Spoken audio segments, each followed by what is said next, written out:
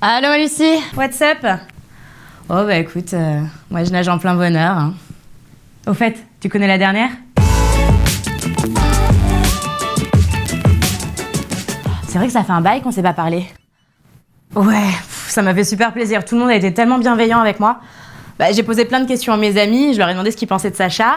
Et écoute, très majoritairement, tout le monde m'a conseillé de m'installer avec lui. Même les gens qui le connaissaient pas. Bon, ils m'ont aussi mise en garde, mais en gros, la synthèse, c'était laisse sa chance à l'amour. Donc, ce soir, je crois que je vais lui dire ok. Bon, sinon, je te raconte la dernière? Eh ben, j'ai pris ma petite vengeance perso sur mon collègue Arnold. La semaine dernière, pendant un cocktail organisé par le boss pour fêter les résultats de la société, comme d'hab, Arnold me saute dessus pour se vanter de sa performance. Non, pas sa performance professionnelle, non, bah t'imagines, pas légitime le gars. Non, la grosse fierté d'Arnold, la performance de son contrat d'assurance vie. Alors au début, il a fait le mec qui s'y connaissait en m'expliquant le mécanisme des fonds euros. Généralement, les fonds euros sont composés à plus de 80% d'obligations, réparties entre les obligations d'État et les obligations d'entreprise. Or, les rendements des obligations sont en baisse depuis des années. Par exemple, le taux des OAT françaises sur 10 ans était de 0,66% en janvier. Et comme la performance repose notamment sur les coupons distribués et que la tendance est à la baisse, les rendements des fonds euros sont en chute depuis des années. En effet, chaque année, les obligations les plus rémunératrices sortent du portefeuille des assureurs car elles arrivent au terme de leur durée. En échange, les assureurs achètent des obligations moins rentables, d'où la chute du rendement.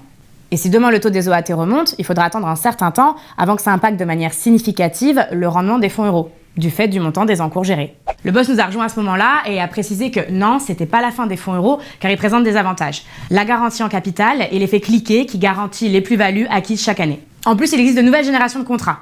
Les contrats avec des fonds en euros dynamiques et les contrats avec des fonds euros immobiliers.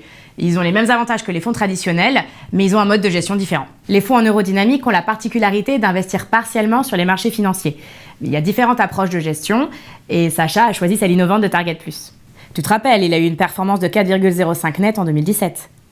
Et en 2018, avec la baisse des marchés boursiers, son fonds euro a fait une performance nulle. Je pensais qu'il allait être dégoûté. Non. En fait, il m'a dit que ça démontrait bien que le capital était garanti à 100%. Ensuite, il y a les fonds en euros immobiliers qui investissent, dans le mille, majoritairement en immobilier. Comme les sous-jacents immobiliers ont un rendement supérieur aux obligations, ça se répercute sur la performance de ces fonds. Par exemple, en 2018, le fonds Sécurité Pierre Euro du contrat Sérénie-Pierre, qui détient 79% d'immobilier, a délivré une performance nette de 3,2%. Oui, ça devrait être la meilleure performance de l'année. Là, Arnold a fait son gros rageux. Il a dit que ses contrats avaient des contraintes. Donc le boss a expliqué qu'effectivement, il fallait associer à ces fonds euros des unités de compte. C'est généralement rendu obligatoire par l'assureur, mais en fait, pour l'épargnant, c'est juste logique de diversifier. D'autant qu'il y a tellement de possibilités que tu peux construire une allocation qui te ressemble. Et là, l'alternant a dit Arnold, moi, à ta place, j'irai voir un conseiller en gestion de patrimoine, parce que si j'ai bien compris, si on retire les prélèvements sociaux, ton rendement net d'un 80%, ta performance, elle serait pas inférieure à l'inflation. Donc à ce moment-là, on a tous explosé rire et le boss a dit « Ah, mais attends, j'entends Sacha qui arrive, je te rappelle, ok ?»